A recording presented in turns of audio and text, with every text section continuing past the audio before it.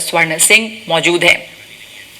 तो पहले मैं प्रोफेसर स्वर्ण सिंह आपसे ये जानना चाहूंगी कि इस वक्त जो ये मुलाकात हो रही है, उसके पहले जो बाइडेन और शी जिनपिंग की जो मुलाकात होगी, पर साथ साथ ये भी कह दिया है जो बाइडेन ने कि वो चीन में बहुत ज्यादा निवेश करने से अभी भी एप्रीहेंसिव हैं, लेकिन इस एपेक के साइड में इन दोनों की जो मुलाकात है, ये कितनी अहम है, इससे क्या संकेत मिल रहा है इनके रिश्तों को लेकर?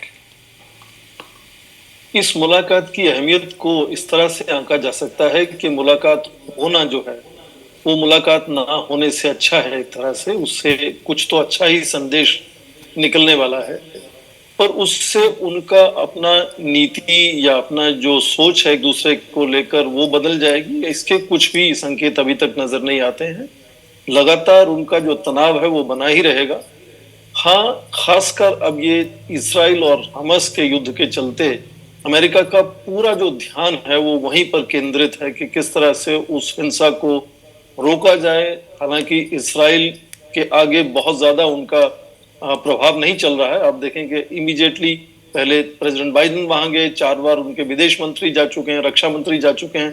तो पूरा अमेरिका की विदेश नीति का, रक्षा नीति का ध्यान इस वक्त इसराइल पर है कि इसराइल की जो साख जो है उस पे जो चोट लगी है उसकी भरपाई के लिए इसराइल कितना हिंसा वहां फैला सकता है तो उस पूरे क्षेत्र में। ठीक है, तो ऐसे में जब सारा फोकस इजराइल और गाजा के ऊपर है, तो फिर शी जिनपिंग और बाइडेन के बीच जो ये मुलाकात होगी उसमें ये मुद्दा भी उठेगा, ऐसा माना जा सकता है? बिल्कुल बिल्कुल, ये मुद्दा राष्ट्रपति बाइडेन जितने भी राष्ट्राध्यक्षों से बात करेंगे ये मुद्दा उसमें रहेगा, और खासकर चीन जो दूसरी सबसे बड़ी आर्थिक व्यवस्था है।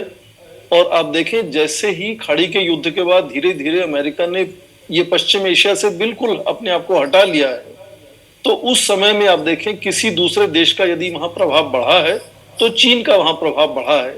और चीन ने खासकर ये जो सऊदी अरेबिया ईरान के बीच में समझौता करवाया है उसको लेकर मुझे लगता है चीन एक बहुत बड़ा प्रभावशाली देश हो जाता है कि मध्य पूर्व एशिया में स्थिरता और शांति कैसे बनाई जाए। जी, और अभी भी इस मुद्दे में वो ईरान के साथ है। यहाँ पे भी 2 कैंप हैं, इसराइल के साथ बिल्कुल मजबूती से अमेरिका खड़ा है, बल्कि जो गाजा में हमले हुए और कहा जा रहा है कि अस्पतालों में और सिविलियंस पे भी हुए, उसको भी बम बरसाने में, रोकने में अमेरिका ने इस पर कुछ भी नहीं कहा। लेकिन चीन का दूसरा रुख है। अब इसमें ये मुलाकात हो रही है, तो क्या ये कोशिश भी होगी कि बाइडेन शी जिनपिंग को इस बारे में या अपनी तरफ लेने में कुछ कोशिश इस पर भी होगी? क्योंकि चीन जो है वो एक अलग कैंप में है, जैसे कि यूक्रेन में भी देखा गया।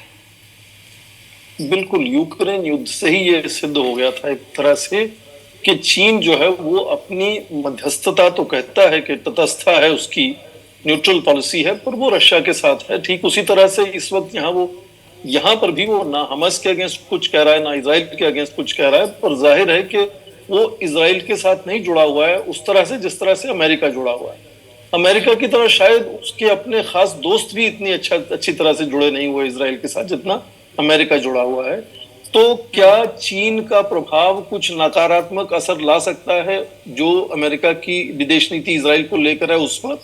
उसको कितना कम किया जा सके, मुझे लगता है इस पर बातचीत होगी कि अमेरिका आंकना चाहेगा, जांचना चाहेगा कि चीन की सोच किस तरह से है और क्या वो अड़चने लगा सकती है अमेरिका की इजराइल पॉलिसी पर। प्रोफेसर स्वर्ण सिंह, अभी जो हालात, अगर इजराइल और गाजा की बात यहाँ पे काफी अहम है, मीटिंग से बहुत सुधरना नहीं है रिश्ते को, ये आपने भी कहा, पर गाजा वाला जो मुद्दा है, और इस समय आईडीएफ इजरायली डिफेंस फोर्सेस जो हैं गाजा के अस्पतालों में हैं, अल शिफा अस्पताल में, और दावा कर रहे हैं कि वहाँ पे टेरर इंफ्रास्ट्रक्चर है, वहाँ पे हथियार हैं, और लोगों को कुछ नहीं कहा जा रहा, कोई रेजिस्टेंस या फ्रिक्शन लोगों से नहीं है।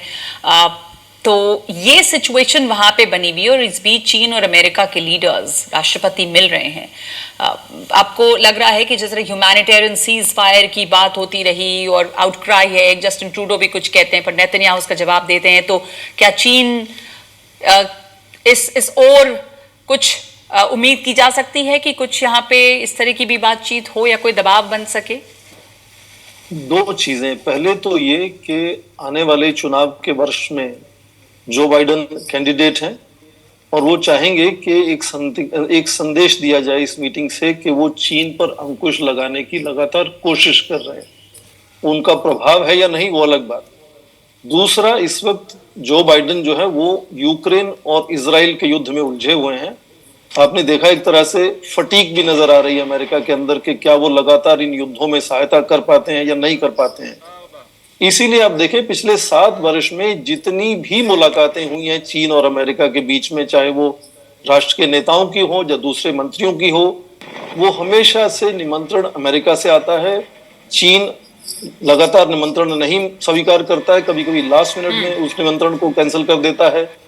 चीन की आर्थिक व्यवस्था 19 ट्रिलियन डॉलर की है और 4% के आसपास आप कंजर्वेटिव इस्तेमाल एस्टिमेट लगाएं तो 4% के आसपास बढ़ रही है। अमेरिका की आर्थिक व्यवस्था इस वक्त 24 ट्रिलियन डॉलर है और 1.8% पर वो ग्रो कर रही है। अंदरूनी तौर पे उनकी अपनी परेशानियां हो सकती हैं, पर चीन को लगता है कि वो उभरती हुई आर्थिक व्यवस्था है, उसका मध्य पूर्व एशिया में और यूरोप में प्रभाव बढ़ा है। इसलिए चीन को लगता है अमेरिका को आज चीन की ज्यादा जरूरत है बजाय कि अमेरिका को चीन को अमेरिका की। केवल ये चाहता है चीन अमेरिका से कि वो जिस तरह से आक्रामक प्रतिबंध लगाता है चीन पर तकनीक को लेकर, वो उस पर थोड़ी ढील करे तो अच्छा है। और ताइवान का जो जितना वो रेटोरिक रेज करता है उस पर थोड़ा अंकुश रखे तो अच्छा है। ठीक है। तो दोनों तरफ रमा, से एक एक आखिरी तरह से जी, अपेक्षाएं हैं। हमारे पास अभी